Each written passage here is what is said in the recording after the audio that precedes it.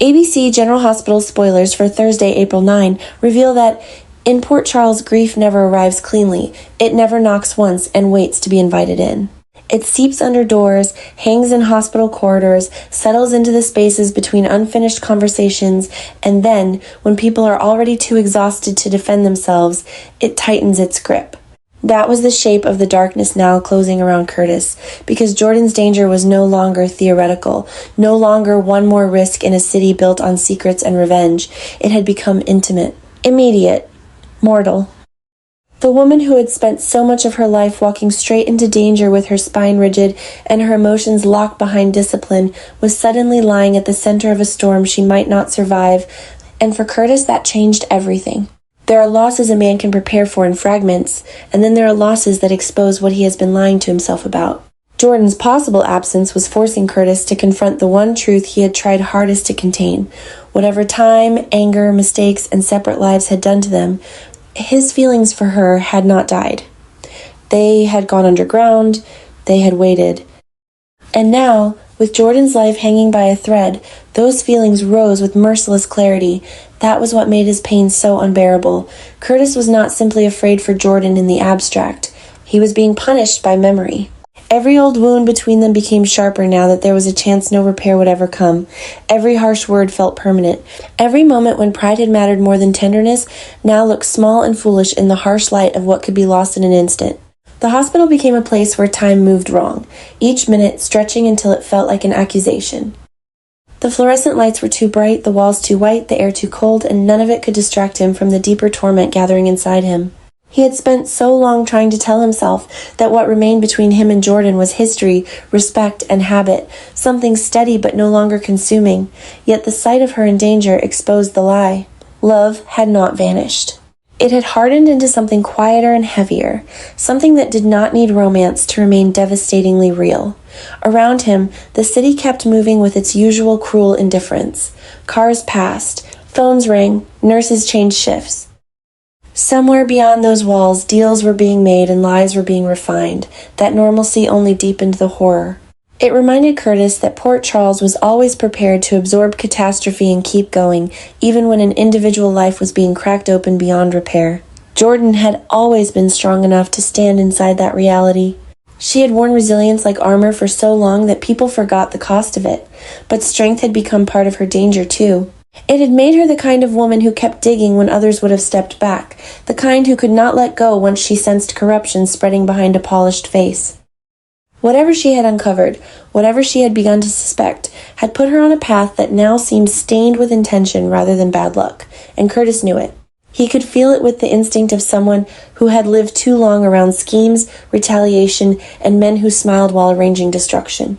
That same night, Charlie's pub stood as a strange and fragile counterpoint to the fear tightening around the hospital. Reopened, polished, and filled with light, it looked like an act of defiance against every fire, every loss, every memory that had tried to claim it. For Christina, the reopening was not just about business. It was about reclaiming space from trauma. It was about refusing to let pain have the final word in a city where pain so often rewrote every ending. When she stood inside the restored pub, she was surrounded not only by fresh paint, clinking glasses, and hopeful energy, but by the ghosts of every version of herself she had tried to outgrow. The daughter who always felt too volatile, too wounded, too difficult. The woman who wanted to build something meaningful. The survivor who kept discovering that surviving and healing were not the same thing. That was why her decision to open up about her past mattered more than anyone in the room fully understood. Christina was not merely reminiscing. She was excavating herself. Charlie's had always carried emotional weight for her, but now it became almost symbolic, a place where memory and identity were colliding. She had known loss in forms that altered the nervous system. She had known the humiliation of being reduced by other people's assumptions, the private shame that comes from making reckless choices and then having to live inside their consequences. To speak openly now, even in pieces, meant risking vulnerability in public. It meant admitting that pain had shaped her more than she wanted. Yet there was also strength in that confession, because for once she was not running from the past or disguising it beneath defiance. She was standing inside a rebuilt room and acknowledging that she, too, had been burned and remade. The reopening of Charlie's was therefore more than a celebration. It was a warning hidden inside hope. In Port Charles, whenever something is restored, someone else immediately begins plotting how to corrupt it again. Joy is never allowed to remain innocent for long. Christina could feel that tension beneath the surface of the night, even while she smiled, even while people congratulated her and tried to turn the moment into a clean victory. Her past was not past. It was pressure. It was still shaping her instincts, her fears, her craving to protect what little remained hers. And because she understood damage so personally, she was one of the few people who could recognize how fragile recovery truly is, whether in a person or in a place. Charlie's pub had reopened, yes, but beneath the applause lingered the unbearable truth that everything in this town reopened under threat. Elsewhere, Carly was being pulled toward another crisis, one less visible but equally dangerous. Brennan's revelation landed not as a simple piece of information, but as a shift in the emotional map around her. Carly had learned long ago that the most dangerous truths are not always the ones soaked in blood. Sometimes they are the truths that alter a person's future so quietly that by the time the consequences are visible, every path back has already closed. Whatever Brennan chose to tell her, it touched Jason, and that alone was enough to make the air around Carly sharpen. Jason's future in Port Charles was never a private issue. Too many lives bent around his presence. Too many loyalties, risks, and histories were tied to whether he stayed, fought, disappeared, or was forced into some new role by circumstances larger than himself. Carly knew that better than anyone. When Jason's future shifted, the city itself shifted with him. But Carly was never built to receive information passively. She weighed it, tested it, distrusted the motives behind it. Brennan might have presented his revelation as insight, warning, strategy, or even concern, but Carly would hear the machinery beneath the words. She always did. Her wariness was not paranoia. It was experience refined into instinct. Too many men in power had approached her with partial truths, polished half-confessions, and offers that looked like help until the hidden price surfaced. So when Brennan spoke, Carly did not just hear what he said about Jason. She heard what he was trying to position, what he expected her to fear, and what advantage he might be seeking by making her the keeper of that knowledge. If Jason's place in Port Charles was becoming unstable, that would not merely create emotional fallout. It would create a vacuum, and power vacuums in this city never stayed empty for long. That was part of why Valentine's presence unsettled her so deeply. Carly's caution around him had already been growing, but now Jordan's accident cast everything in a harsher light. Perhaps there was no direct proof. Perhaps coincidence still offered itself as the easiest explanation. Yet Port Charles had taught Carly that coincidence is often just conspiracy before the evidence catches up. Valentine was too complicated, too compromised, too connected to too many hidden currents to be viewed innocently. Whether his involvement was direct, indirect, or merely suspicious by proximity, the timing was enough to harden Carly's instincts. She had seen too many disasters begin with someone insisting they had nothing to do with the first domino. And now, Jordan was fighting for her life while unanswered questions gathered around the road, the crash, the surrounding movements, and the motives of the people nearest the chaos. This is where Carly became most dangerous. Not when she was screaming, but when she was quiet. Quiet Carly was calculating Carly.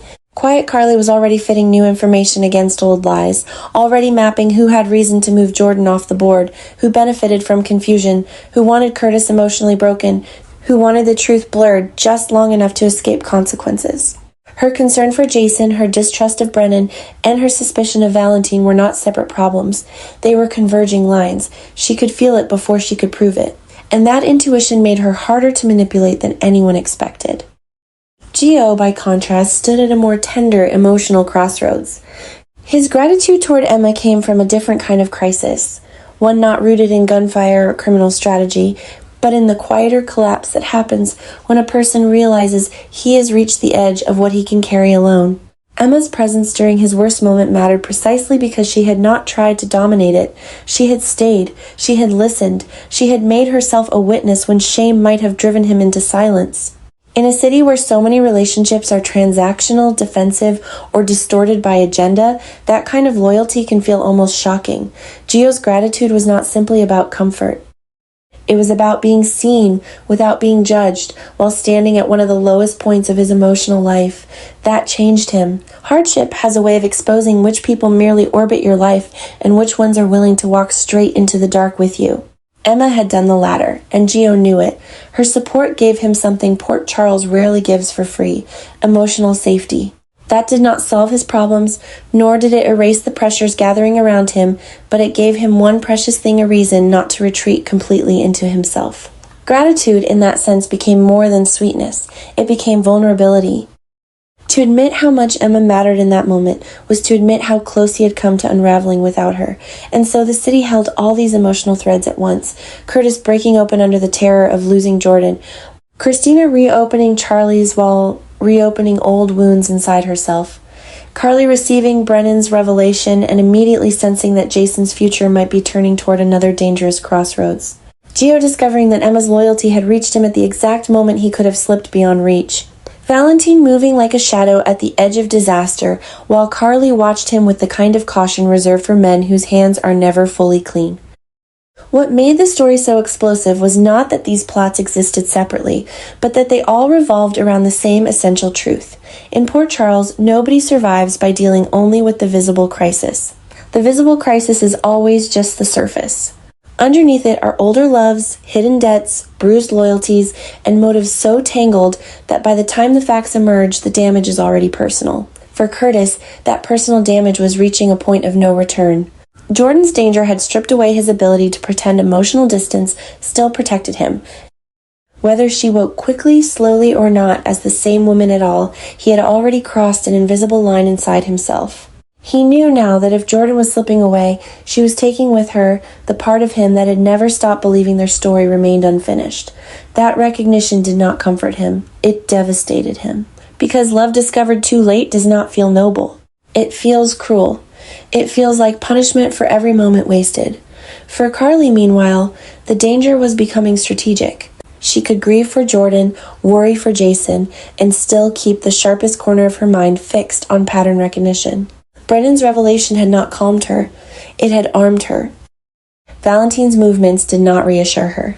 They deepened her suspicion that the accident around Jordan was not a standalone nightmare, but part of a larger shift, one in which people were being cornered, tested, or repositioned before the next strike came. If Jason's future in Port Charles was indeed under pressure, then Carly understood what that meant better than Brennan ever could. Someone was preparing the board.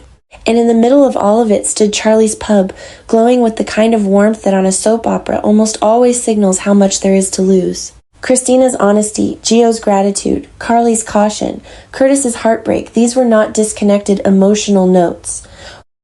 They were the human cost of a city where survival demands constant reinvention. Jordan's suffering intensified everyone else's truth. It forced people to say less and feel more. It exposed where loyalty still lived and where suspicion had already taken root. It reminded them all that the greatest shocks do not always come from explosions or arrests. Sometimes they come from realization. The realization that the person you still love may be taken from you.